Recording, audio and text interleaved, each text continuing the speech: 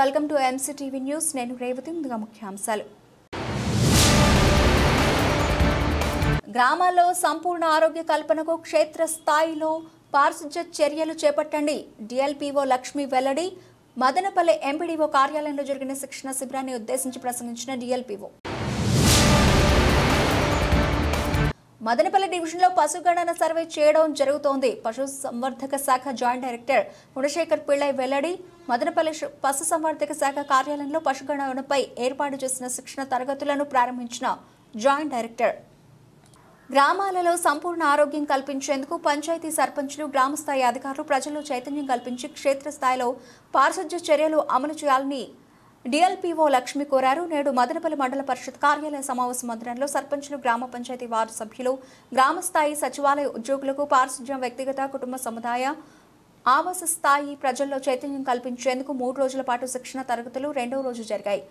ముందుగా గ్రామ స్వరాజ్యం కోసం పాటుపడిన మహనీయులను తలుచుకుంటూ మహాత్మా గాంధీ, డాక్టర్ అంబేద్కర్ చిత్రపటాలకు నివాళులర్పించారు.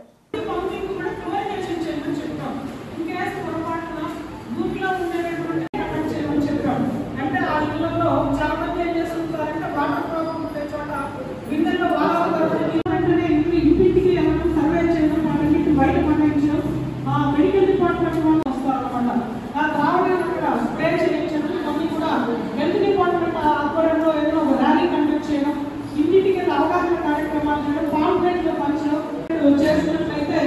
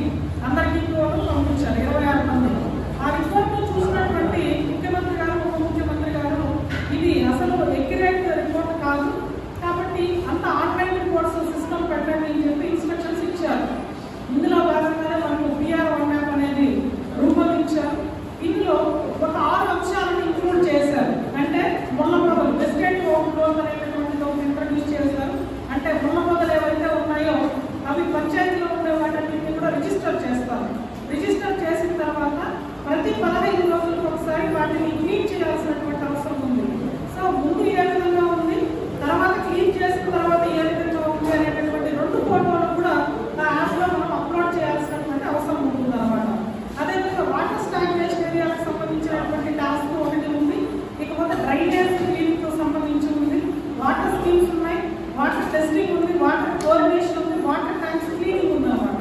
సో ఇవి ఉన్నాయి కాబట్టి వీటన్నిటికి సంబంధించి మనం ఎప్పటికప్పుడు వాటిని క్లియర్ చేసుకుంటూ యాప్లో కూడా నమోదు చేస్తే ఇది ఎంటైర్ స్టేట్ డాష్ బోర్డ్ ఏ పంచాయతీలో ఎవరు ఏ పని చేస్తున్నారు అనేది స్టేట్ ఎవరైనా సరే చూసుకునేటటువంటి అవకాశం ఉంది.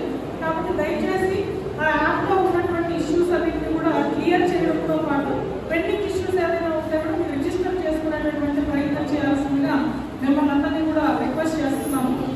మదనపల్లి డివిజన్ మొత్తం పశుగణన నిర్వహించడం జరుగుతుందని పశుసంవర్ధక శాఖ జాయింట్ డైరెక్టర్ గుణశేఖర్ పిళ్ళై తెలిపారు. నేడు మదనపల్లి పట్టణంలోని పశుసంవర్ధక శాఖ కార్యాలయంలో పశుగణనపై సూపర్వైజర్లు ఎన్యూమరేటర్లకు శిక్షణ తరగతులు నిర్వహించారు. ఈ కార్యక్రమంలో డీడీ సత్యనారాయణ, ఏడీ విశ్వేశ్వరరెడ్డి తదితరులు పాల్గొన్నారు. ఈ సందర్భంగా జాయింట్ డైరెక్టర్ మాట్లాడుతూ జిల్లాల విభజన జరిగిన నేపథ్యంలో పశుగణనపై సరైన లెక్కలు లేవన్నారు. ఉమ్మడి రాష్ట్రం ఏర్పాటయ్యాక ఇప్పటి వరకు 20 పర్యాయాలు ఈ పశుగణన జరిగిందన్నారు. సెప్టెంబర్ 1 నుండి 21వసారి ఈ పశుగణనను నిర్వహిస్తామని, డిసెంబర్ 31వ తేదీ వరకు జరుగుతుందని వివరించారు.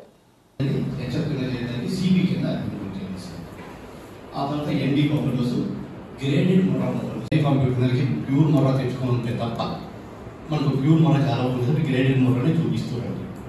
15 వస్తుంది. దాంట్లో కొన్ని స్పీసీస్ మన ప్రాంతంలో ఉన్నాయి, కొన్ని స్పీసీస్ మన ప్రాంతంలో లేవు. ఇవన్నీ చేస్తూ food and mouth disease vaccination programme ఉంది. ఆల్రెడీ జనవరి 2వ తారీఖు నుండి 30వ తారీఖు వరకు 2024 సంవత్సరం మనం చేశాము. ఈ గాలి ప్రోగ్రామ్ మనం దాటేసుకోవడానికి లేదు.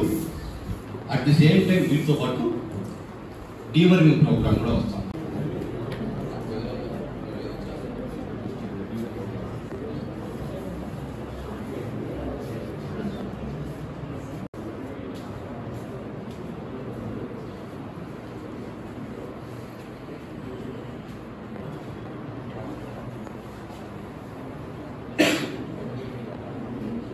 రేపు చేయించండి. ఈ రోజు మాత్రము ఒక ఏహెచ్ఏ చేస్తుంటే మిగతా 5 మంది చూడండి. ఈ రోజు రేపు మాత్రము. నమస్కారం అండి, నేను డాక్టర్ కె గుణశేఖర్ పిళ్ళై, అన్నమయ్య జిల్లా పశుసంవర్ధక శాఖ అధికారిగా పనిచేస్తున్నాను. ఇటీవల కాలంలోనే ఆంధ్రప్రదేశ్ ప్రభుత్వం పశుగణన కార్యక్రమానికి శ్రీకారం చుట్టింది. ఈ కార్యక్రమంలో భాగంగా క్షేత్రస్థాయిలో ఉన్నటువంటి పశుసంవర్ధక సిబ్బందిని ఎన్యూమరేటర్స్గా ఎంపిక చేయడం జరిగింది. 278 మంది అన్నమయ్య జిల్లాలో ఎన్యూమరేటర్స్గా ఎంపిక చేయడం జరిగింది. వీరందరూ కూడా ఒక్కొక్కరు గ్రామీణ స్థాయిలో అయితే 2000 హౌస్ హోల్డ్స్, పట్టణ స్థాయిలో అయితే 4000 హౌస్ హోల్డ్స్ ఎన్యూమరేషన్ చేయాల్సి ఉంది. ఈ ఎన్యూమరేషన్ చేయడానికి కూడా ఏ విధంగా చేయాలి, ఎలా చేపట్టాలి, దీని కార్యాచరణ ప్రణాళిక ఏమి అనే దాని మీద శిక్షణ కార్యక్రమాన్ని అన్నమయ్య జిల్లాలోని 3 డివిజన్ల పరిధిలో కూడా ఏర్పాటు చేశాము. మంగళవారం నాడు రాజంపేట డివిజన్ పూర్తయింది. నిన్నటి రోజు రాయచోటి డివిజన్ అయింది. ఈరోజు మదనపల్లి డివిజన్లో శిక్షణ కార్యక్రమం కొనసాగుతామండి. ఈ శిక్షణ కార్యక్రమంలో ప్రతి 5-6 మంది ఎన్యూమరేటర్స్కి సూపర్వైజర్స్గా సంబంధిత డాక్టర్ గారిని వ్యవహరిస్తారు.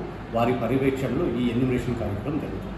ఈ ఎన్యూమరేషన్ కార్యక్రమంలో శిక్షణ కార్యక్రమంలో ఉదయం పూట థియరీ క్లాస్ చేసిన తర్వాత భోజనానంతరము క్షేత్రస్థాయిలో కొన్ని గ్రామాలు పోయిన తర్వాత అక్కడ వీళ్ళు ఎన్యూమరేషన్ చేస్తూ ఆ వివరాలన్నీ కూడా వాళ్ళ లాగిన్ ఐడిలో నిశ్చిత అప్లోడ్ చేయాల్సిన పరిస్థితి. ఆ అప్లోడ్ చేయడంలో ఏదైనా పొరపాటు ఉన్నా కూడా ప్రాక్టికల్ టైంలో ఇప్పుడు శిక్షణకు ఇచ్చినటువంటి నిష్ణాతులు వాటిని సవరించి వారిని గైడ్ చేస్తారు. అక్కడ థియరీతో పాటు ప్రాక్టికల్ గైడ్ కూడా ఇప్పుడు ఇవ్వడం జరుగుతుంది. దీంట్లో మొత్తము పశువుల యొక్క వివరాలన్నీ కూడా చేస్తూ వస్తారు. ఒక్కసారి హిస్టరీ ప్రకారం పోతే 1919లో మొట్టమొదటిసారి ఈ పశువులను చేపట్టడం జరిగింది. ప్రతి 5 సంవత్సరాలకు ఒకసారి గణన చేస్తూ వస్తారు. 1919 2019కి 5 సంవత్సరాలు అంటే 20 పశుగణానికి 20 సార్లు చేయడం అనేది. ఇప్పుడు 21వ పర్యాయము 21వ పశుగణన అంటే 21st క్విన్ లైటర్ సెన్సెస్ అంటారు. ఆ కార్యక్రమం ఇప్పుడు చేస్తూ వస్తాము. ఈ కార్యక్రమాన్ని సెప్టెంబర్ 1వ తారీఖు నుండి డిసెంబర్ 31వ తారీఖు వరకు 122 రోజుల లోపల పూర్తి చేయాలని వారికి ఒక షెడ్యూల్తో కమ్యూనికేట్ చేయడం జరిగింది. ఆ విధంగా చేస్తూ వస్తారు. అయితే ఈ కార్యక్రమంలో పశుగణాల యొక్క వివరాలని సేకరించాలంటే రైతు సోదరు ఇంటి దగ్గరే ఉండాలి. కాబట్టి వేకువజామున 6 గంటలకే రైతు ముంగిడికి పోయి ఈ ఎన్యూమరేటర్స్ డేటా అంతా కలెక్ట్ చేసుకొని వస్తారు. ఉదయం 6 గంటల నుంచి 8-9 గంటల వరకు ఈ గణాంక వివరాలను సేకరించిన తర్వాత మిగతా రుటీను హాస్పిటల్ డ్యూటీకి మనం హాజరవుతూ వస్తారు. ఈ విధంగా ఈ సేకరణ చేయటం ద్వారా జాతీయ స్థూల ఆదాయం ఎంత ఉంది, పశు సంపద ఎంత ఉంది, గొర్రెల సంపద ఎంత ఉంది, తర్వాత కోళ్ల సంపద ఎంతవరకు ఉంది, ఇవన్నీ కూడా మనకు అప్ టు డేట్ ఇన్ఫర్మేషన్ వచ్చేటువంటి అవకాశాలు ఉన్నాయి.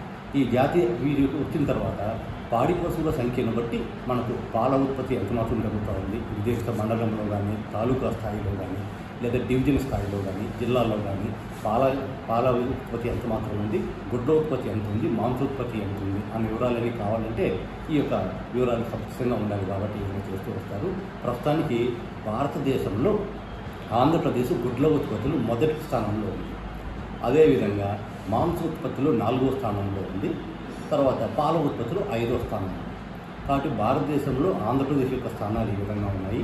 ఇప్పుడు ఆంధ్రప్రదేశ్లో మళ్ళీ మనకు 26 జిల్లాలు ఏ జిల్లా ఏ స్థానంలో కనుక్కోవాలంటే ఈ వివరాలన్నీ సేకరించిన తర్వాత అవి కూడా చూస్తూ వీలైనంత వరకు ఎక్కువ ఈ ఉత్పత్తులని పెంచేదానికే పశువుల శాఖ కృషి చేస్తాం. ఈ లక్ష్యాల సాధన కోసమే మనం ఈ శిక్షణ కార్యక్రమం ఏర్పాటు చేసి పశువులు యాక్చువల్గా ఎంత డేటా ఉంటే అంత డేటానే పొందుపరచడం చేసి చేతస్థాయి పొందికి ఆదేశాలు ఇవ్వడం జరిగింది. ఈరోజు ఈ కార్యక్రమంలో నాతో పాటు ఇక్కడ డాక్టర్ కె సత్యనారాయణ గారు, ఉప సంచాలకులు మదనపల్లి డివిజన్ వారు, తర్వాత హాస్పిటల్లో మన DLPU assistant director doctor P Visweswara Reddy garu, ఇంకా assistant directors, veterinary assistant surgeons, animal husbandry assistants, para staff అంతా కూడా కార్యక్రమం పాల్గొనడం జరిగింది. ఆవులు గొర్రెలకు రోగాలు సోకకుండా ముందస్తుగా టీకాలను వేయడం జరుగుతుందని పశుసంవర్ధక శాఖ జాయింట్ డైరెక్టర్ గుణశేఖర్ పిళ్ళై తెలిపారు. నేడు మదనపల్లి పశుసంవర్ధక శాఖ కార్యాలయంలో ఆయన విలేకరుల సమావేశాన్ని నిర్వహించారు. ఈ సందర్భంగా ఆయన మాట్లాడుతూ వర్షాకాలంలో, శీతాకాలంలో ఆవులకు, గొర్రెలకు రోగాలు వచ్చే అవకాశాలు ఎక్కువగా ఉంటాయన్నారు. వాటికి రోగాలు రాకుండా ముందస్తు టీకాలను వేయడం జరుగుతుందని తెలిపారు. అదేవిధంగా వేసవిలో పశుగ్రాసం కొరత తీవ్రంగా ఉంటుందని దీన్ని దృష్టిలో ఉంచుకుని ఇప్పటి నుండే సబ్సిడీపై పశుగ్రాసం విత్తనాలను రైతులకు సరఫరా చేస్తున్నామని చెప్పారు. ఈ అవకాశాన్ని రైతులు సద్వినియోగం చేసుకోవాలని విజ్ఞప్తి చేశారు. ఈ 2024-25 సంవత్సరంలో పశుసంవర్ధక శాఖ సేవలు క్షేత్రస్థాయిలో ఏ విధంగా ఉన్నాయని మనం ఆలోచించినట్లయితే గతంలో ఒక 5 సంవత్సరాలు 10 సంవత్సరాల ముందు పలానా ఊళ్ళో జబ్బువా వచ్చి 80 పశువులు చనిపోయినాయి, గొంతువా వచ్చి 100 పశువులు చనిపోయినాయి అని మనం ప్రకటన పేపర్లు చూస్తూనే ఉంటాము. అట్లాంటి పరిస్థితి ఇప్పుడు రాకూడదని పశుసంవర్ధక శాఖ పశు వైద్యశాలలో ఉన్న పాత రికార్డులన్నీ పరిశీలించి ఏ ప్రాంతంలో ఏ మాసంలో ఏ జబ్బు వచ్చిందో పరిశీలించిన తర్వాత ముందస్తు టీకాలు ఆ ఊళ్ళో చేయటం వల్ల ఆ విధంగా అంటువ్యాధుల బారిన పశువులు పడకుండా కాపాడుకోగలుగుతున్నాము. ఉదాహరణకి నవంబర్ మాసంలో ఏదైనా జబ్బు వచ్చినట్లయితే ఇప్పుడు మేము ఏం చేస్తున్నామంటే జూన్ జూలై మాసంలో టీకాలు వేస్తున్నాం. ఈ విధంగా ముందస్తు టీకాలు వేయడం ద్వారా ఆ వ్యాధి బారిన పడకుండా పశువులను కాపాడుకుంటున్నాము. కాబట్టి అందులో భాగంగా ఈ 2024 సంవత్సరం జనవరి మాసంలో సామూహిక గాలికుంటు వ్యాధి నివారణ టీకాల టీకాలు వేయటం జరిగింది ఆ జనవరి మాసంలో. ఫిబ్రవరి మాసంలో, తర్వాత మార్చి మాసంలో పిల్లి సరక వ్యాధి రాకుండా గొర్రెలకు, మేకలకు టీకాలు వేసుకుంటూ వచ్చాము. ఏప్రిల్ మాసంలో క్లాసికల్ స్వైన్ ఫీవర్ని పందులకు జబ్బులు రాకుండా టీకాలు వేసుకుంటూ వచ్చాము. మే మాసంలో చిటుకు వ్యాధి రాకుండా, తర్వాత హెచ్ఎస్, బీక్ జబ్బులు రాకుండా చేసుకుంటూ వచ్చాము. జూన్ మాసంలో కూడా కొన్ని టీకాల కార్యక్రమం ఏర్పాటు చేసి వచ్చాము. దాంట్లో బ్రూసెల్లోసిస్ కూడా కొన్ని తక్కువ వేసి వచ్చాము. ప్లస్ లంపీ స్కిన్ డిసీజ్ కాకుండా ఈ జూలై మాసం అంతా టీకాలు వేసుకుంటూ వచ్చాము. ఇప్పుడు ఈ ఆగస్టు మాసంలో 20వ తారీఖు నుంచి మళ్ళీ కూడా రెండవసారి జాతీయ బ్రూసెల్లోసిస్ వ్యాధి నివారణ టీకాల కార్యక్రమంలో భాగంగా 4 మాసాల నుండి 8 మాసాల వయసున్న పెయ్య దూడలకు మాత్రం టీకాలు చేపడుతున్నాము. దాంతోపాటు గాలికుంటు వ్యాధి నివారణ టీకాల కార్యక్రమం కూడా రెండోసారి వేస్తాము. 2024 జనవరిలో వేస్తాము. ఒకసారి టీకా వేస్తే 6 మాసాల పాటు మాత్రమే వ్యాధి నిరోధక శక్తి కలుగుతుంది. కాబట్టి ఇప్పుడు జనవరిలో వేసినప్పటికీ ఇప్పుడు మళ్ళీ ఆగస్టు పశుసంవర్ధక సిబ్బంది గ్రామానికి రైతులంతా వారితో సహకరించి రెండోసారి మళ్ళీ టీకాలు వేసుకుంటే డిసెంబర్ దాకా మళ్ళీ మనకు భయపడాల్సి ఉంటున్నారు. ఈ గాలికుంటు వ్యాధి మహమ్మారి నుంచి మనం పశువులను కాపాడుకునే వాళ్ళం అవుతాము. ఇది కాకుండా రాబో వేసవిలో పశుగ్రాస సమస్య ఉత్పన్నమయ్యే అవకాశం ఉంది. కాబట్టి ఇప్పుడే 300 టన్నుల పశుగ్రాస ఉత్పత్తి విత్తనాలను 75% రాయితీతో తెప్పించడం జరిగింది. అనమయ్యలో 30 మండలాలంటే సరాసరిన మండలానికి 10 టన్నుల లెక్కన మనకు 300 టన్నులు తెప్పించడం జరిగింది. ఈ పశుగ్రాస ఉత్పత్తి విత్తనాలు నీటి ఎద్దడికి తట్టుకొని అధిక పశుగ్రాస ఉత్పత్తులు వస్తాయి. ఒక రకమైతే 4-5 కోతలు కూడా వస్తాయి. ఈ విధంగా పండిన పశుగ్రాసాన్ని అంతా కూడా కోసి ఎండబెట్టుకుని వాములు వేసుకుంటే రాబో వేషాలు వాడుకోవచ్చు. ప్రస్తుతానికి వర్షాకాలంలో పచ్చి బిల్లుని గడ్డిని కూడా మెప్పుకుంటూ పశువులు మనం చూసుకోవచ్చు. పండిన పశువులు నిలువ చేసుకుంటే రాబో వేసవిలో సమస్యను అధిగమించిన వాములు అవుతారు. ఇది కాకుండా ఈ పండిన పశుగ్రాసం పూర్తి స్థాయిలో వినియోగం చేసుకుంటూ వృధాను అరికట్టడానికి గడ్డి కత్తిరిచి యంత్రాలు ఇవ్వడం జరిగింది. అన్నమయ్య జిల్లా వ్యాప్తంగా 612 గడ్డి కత్తిరిచి యంత్రాలను మనం పంపిణీ చేశాము. ఇది 40% సబ్సిడీతో 60% రైస్ సోదరులు భరించి తీసుకురావడం జరిగింది. మంచి స్పందన వచ్చింది. ఇవి చేయటమే కాకుండా ఈ జూలై మాసం 7వ తారీఖు నుండి 14వ తారీఖు వరకు పశుగ్రాసోత్పత్తి వారోత్సవాలను నిర్వహించి వివిధ రకాల పశుగ్రాసాలు, వాటి సాగు పద్ధతులు, వాటి యొక్క పోషక విలువలు, వాటిని ఏ విధంగా పశుగ్రాసాన్ని నిలువ చేసుకునే పద్ధతులు, ఇవన్నీ కూడా అవగాహన కల్పనకు వచ్చి రైతులకి వివరించడం జరిగింది. ఇది కాకుండా జూనోసిస్ డే అని జూలై నెల 6వ తారీఖున పెంపుడు కుక్కలు అనేటివి కూడా టీకాలు వేసుకుంటూ వచ్చాము. 20,000 డోసులు టీకాలు కుక్కలకు జిల్లా వ్యాప్తంగా హాస్పిటల్కి తీసుకొచ్చేది అక్కడ టీకాలు వేసుకుని దీనికి సంబంధించి ఇవి చేయటమే కాకుండా ఇటీవల కాలంలో మినీ గోకులాలు అని రాష్ట్ర ప్రభుత్వం కొత్త పథకాన్ని ఇంక్లూడ్ చేస్తూ ఉంది. ఈ మినీ గోకులాల యొక్క ముఖ్యోద్దేశం ఏమంటే పశువులకు వసతి గృహాన్ని కలుగజేయడం. ఎక్కడ పడితే అక్కడ పశువులు కొంతమంది నిరుపేదలు చెట్ల కింద కట్టేస్తుంటారు. వర్షాకాలంలో ఒకళ్ళు పిలువబడిందంటే చెట్ల మీద ఆ పశువులు మరణానికి సంబంధించే అవకాశం ఉంటుంది. అట్లా లేకుండా వసతి కల్పించడంలో 90% సబ్సిడీతో కేవలం 10% మాత్రమే బెనిఫిషరీ కాంట్రిబ్యూషన్ ఉంటుంది. 2 ఆవులు, 4 ఆవులు, 6 ఆవులు వరకు ఈ విసులుబాటు ఉంది. కాబట్టి ఆవులకు కూడా కాకుండా గొర్రెలకు, మేకలు కూడా ఉన్నాయి, కోళ్ళకు కూడా 100 కోళ్ళకి 200 కోళ్ళకి కూడా ఈ సౌకర్యం ఉంది. ఈ లబ్ధి పొందాల్సినటువంటి రైతులు ఏమైనా ఇంట్రెస్ట్ ఉంటే సమీప పశు వైద్యాధికారిని సంప్రదించి దరఖాస్తు చేసుకున్నట్లయితే వారు పనిచేస్తారు. దీనికి యోగ్యత ఏమి ఉండాలి అని అనుకుంటే బీపీఎల్ ఫ్యామిలీస్ ఉన్నాయి. దారిద్ర్య రేఖకు దిగున్నటువంటి రైతులకి ఈ సౌకర్యం పొందే అవకాశం ఉంది. ప్లస్ వాళ్ళు కంపల్సరిగా జాబ్ కార్డు హోల్డర్ అయి ఉండాలి. ఆ జాబ్ కార్డు హోల్డర్తో పాటు ఉమెన్ హెడెడ్ ఫ్యామిలీస్కి ప్రాధాన్యత ఇస్తారు, వికలాంగులైన వాళ్ళకి ప్రాధాన్యత ఇస్తారు. ఈ కండిషన్స్ని పెట్టుకుని వారంతా కూడా చిన్న తరహా రైతులు, లేకపోతే మధ్య తరహా రైతులని తహసీల్దార్ గారికి సర్టిఫికేట్ వాళ్ళు రిపోర్ట్ చేయాల్సి వస్తుంది. భూమి వివరాలన్నీ కూడా చేసిన తర్వాత ఈ మహాత్మా గాంధీ జాతీయ గ్రామీణ ఉపాధి హామీ పథకం వారి ద్వారా ఆ నిధుల ద్వారా చేస్తాము. కాబట్టి ఈ సౌకర్యం అంతా కూడా గ్రామీణ ప్రాంతంలో రూరల్ ఏరియా రైతులకు మాత్రమే ఉంది, కానీ పట్టణ ప్రాంత వాసులకు ఇది ఎలిజిబిలిటీ ఉండదు. ఇది మినీ గోకులకు సంబంధించి ఈ పశువులు అయితే ఉంటాయి, కానీ ఆ పశువులు పోషించుకోవడానికి పోషణకు అమౌంట్ స్పెండ్ చేయకుండా ఉంటారు. కాబట్టి దీనికి పశు కిసాన్ క్రెడిట్ కార్డ్స్ అని ఒక్కొక్క రైతు సోదరుడికి 1,60,000 రూపాయల వరకు కొద్దిగా వెసులుబాటు ఉంది. ఈ విధంగా తీసుకున్న పశువు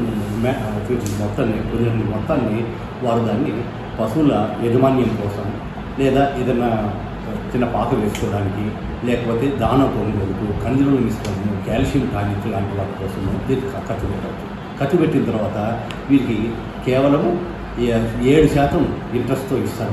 వీళ్ళు ఎన్ని కాలేజీలు కట్టించినట్లయితే అందులో 4% తీసేసి కేవలం 3% మాత్రమే ఛార్జ్ చేస్తారు బ్యాంకర్స్. దీనికి ఎటువంటి మోర్టగేజ్ కూడా అవసరం లేదు. Vaidehi institute of medical sciences మరియు రీసెర్చ్ సెంటర్ స్వాస్థ్య మల్టీ స్పెషాలిటీ ఆసుపత్రి ఆధ్వర్యంలో ఈ నెల 10వ తేదీన ఉచిత గుండె పరీక్ష శిబిరాన్ని పద్మభూషణ్ డాక్టర్ ముంతాజ్ అలీ ప్రారంభిస్తారని ఆసుపత్రి ఆర్ఎంఓ ఉమేష్ తెలిపారు. నేడు మదనపల్లి పట్టణంలోని స్వాస్థ్య మల్టీ స్పెషాలిటీ ఆసుపత్రి నందు వారు విలేకరుల సమావేశాన్ని నిర్వహించారు. ఈ కార్యక్రమంలో డాక్టర్లు పాల్గొన్నారు. ఈ సందర్భంగా వారు మాట్లాడుతూ ఈ నెల 10వ తేదీ శనివారం ఉదయం 9 గంటల నుండి ఈ శిబిరం ప్రారంభమవుతుందని అన్నారు. Senior heart surgeon doctor Durga Prasad Reddy ఈ ఉచిత గుండె పరీక్ష శిబిరం నందు రోగులకు వైద్య పరీక్షలు చేస్తారని తెలిపారు. నమస్కారం అండి. సత్సంగ్ ఫౌండేషన్ మరియు స్వాస్థ్య హాస్పిటల్ వారి ఆధ్వర్యంలో Bengaluru Vaidehi medical college and research institute వారి సంయుక్త ఆధ్వర్యంలో ఈ 10వ తారీఖున గుండె పరీక్ష శిబిరం జరుగుతుంది. ఈ శిబిరంలో ప్రఖ్యాత గుండె శస్త్రచికిత్స నిపుణులు డాక్టర్ దుర్గా ప్రసాద్ రెడ్డి గారు మరియు ఇతర డాక్టర్స్ అందరూ కలిసి క్యాంప్ నిర్వహించడం జరుగుతుంది. ఈ క్యాంప్లో పాల్గొన్న వారికి ఉచితంగా ఎకో స్కాన్, ఈసీజీ మరియు డాక్టర్ కన్సల్టేషన్స్ అందించబడతాయి. ఇంతకుముందు ఎవరికైనా గుండెకి సంబంధించి ఆపరేషన్స్ జరిగినా, లేదంటే గుండె ప్రాబ్లమ్స్ వచ్చే ఛాన్స్ ఎక్కువ ఉన్న వాళ్ళు ఎవరైనా ఉన్నా దయచేసి ఈ క్యాంప్ హాజరయ్యి అవకాశాన్ని సద్వినియోగపరచుకోవాల్సిందిగా కోరుతున్నాం. కోర్టు కేసులో ఉన్న భూమిని తమను బెదిరించి పోలీస్ రెవెన్యూ అధికారులు బలవంతంగా తమ ప్రత్యర్థులతో చేతులు కలిపి దున్నించారని రామసముద్ర మండలం నారిగానిపల్లి పంచాయతీ పూలకుంట్ల వారి పల్లెకు చెందిన లక్ష్మణ్ ఆరోపించారు. నేడు లక్ష్మణ్ తన కుటుంబ సభ్యులతో కలిసి తమకు న్యాయం చేయాలని కోరుతూ మదనపల్లి ప్రెస్ క్లబ్ను ఆశ్రయించారు. ఈ సందర్భంగా వారు మాట్లాడుతూ పూలకుంట్ల వారిపల్లి నందు తనకు 4 ఎకరాల పొలం ఉందని, అయితే ఎటువంటి సంబంధం లేకుండానే 2008వ సంవత్సరం తమ భూమిపై అదే గ్రామానికి చెందిన శ్రీనివాసులు మరికొందరు కన్నేసి కోర్టులో కేసు వేయడం జరిగిందన్నారు. తామంతా నిరక్షరాస్యులు కావడంతో కేసు ఏమి జరుగుతుందో సరిగా తెలిసేది కాదన్నారు.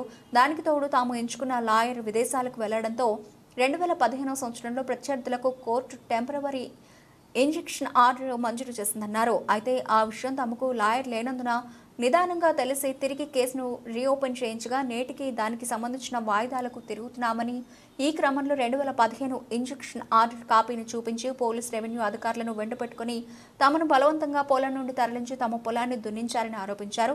కోర్టులో ఉన్న భూమిని పోలీసులు కావాలని ఇలా తమ ప్రత్యర్థులకు వత్తాసు పలుకుతూ తమకు అన్యాయం చేస్తున్నారని, తమకు న్యాయం చేయాలని కోరారు. రామచంద్రపురం మండలము నారాయణ గ్రామం మాది పూలగండ్లపల్లి మా 4 భాగాలు ఉండాలి. టీ లక్ష్మీదేవి రెడ్డమ్మ కుమారన్న మేమంతా పోయింటే ఆడ భాగాలు అసలు పోయింటే అక్కడికి పోయింటే మేమంతా దున్నకూడదు, మా భాగం ఉంటే నీ భాగం ఏముండాలి పేపర్ ఎత్తుకుంటారా ఆయన మాకు లేదు కోర్టులో జరుగుతుంది తెస్తాము అంటే లేదు నీ పేపర్ ఏముంటే అది ఎత్తుకురా లేకపోతే ఎక్కువ జిరుపుని ఎక్కడం పదా అంటే అప్పుడు లేదు గలాట ఆడిపోద్దండా మీదేముంటే అది ఎత్తుకోండిరా, లేదంటే మీకు తొక్కించుకొని వెళ్ళిపోతాము అని చెప్తే లేదు తొక్కించు అని చెప్పి పేట పాకపోతుంది. మళ్ళీ వెనక్కి వచ్చి లంచం తీసుకొని శాంతమ్మనమ్మ ఎస్ఐ సారు లంచం తీసుకొని మాత ఎంతమందిని జీబులు ఎక్కించుకొని పోయి స్టేషన్ దగ్గర పెట్టుకొని పొగలంతా పెట్టుకొని మళ్ళీ సాయంత్రము సంతకాలు పెట్టించుకొని పంపించి ఈరోజు 10 గంటలకు ఫోన్ చేసి వస్తారా పోలీస్ స్టేషన్ దగ్గరికి వస్తారా, విందుని తోడుకొని వస్తావా, ఏదన్నా జీబు ఎత్తుకొచ్చి వేసుకొని వెళ్ళిపోదామా అని చెప్పింది.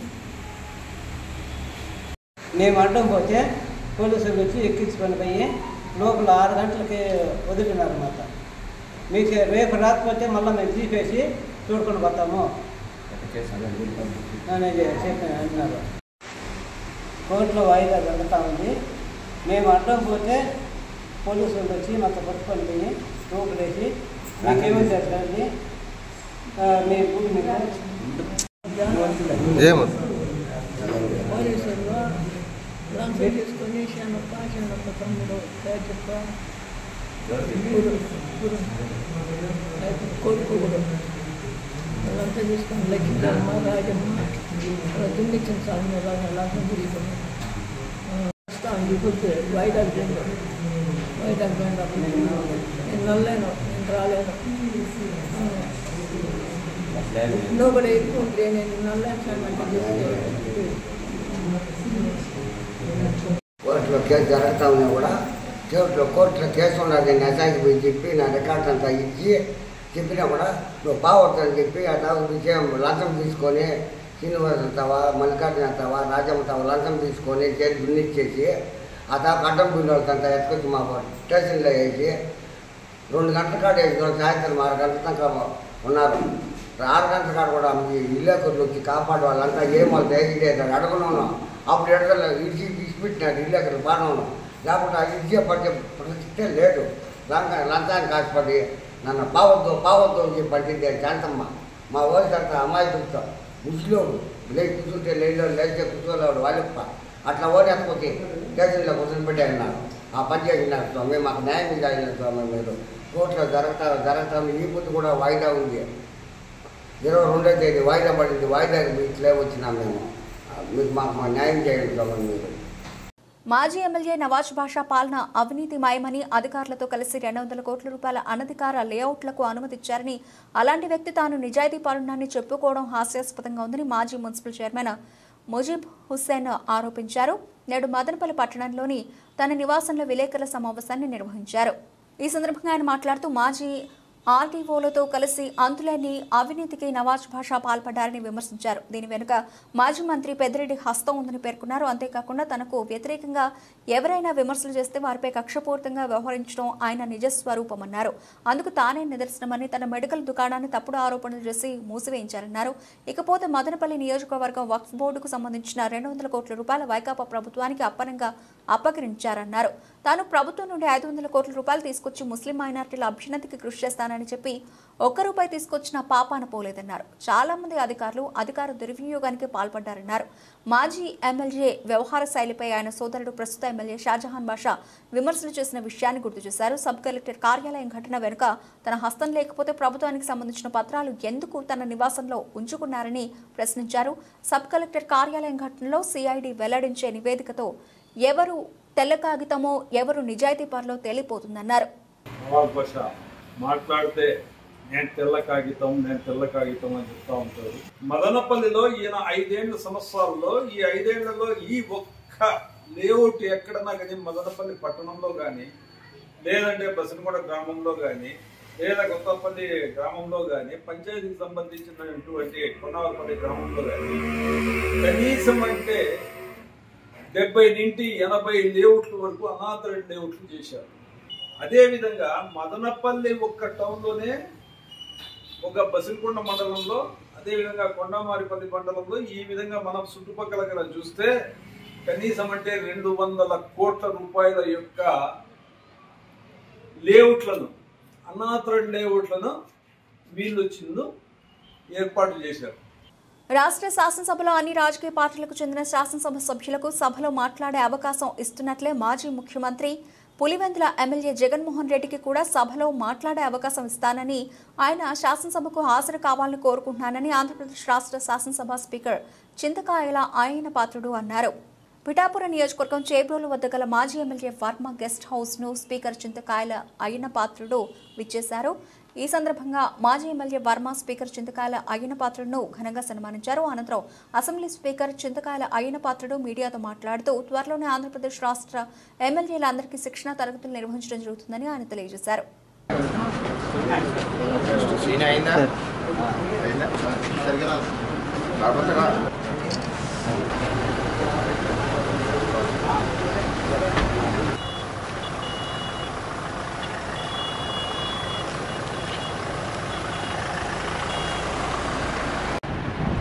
రాజ్యాంగబద్ధంగా ప్రజలు ఎన్నుకున్న నాయకులు ఎమ్మెల్యేలు.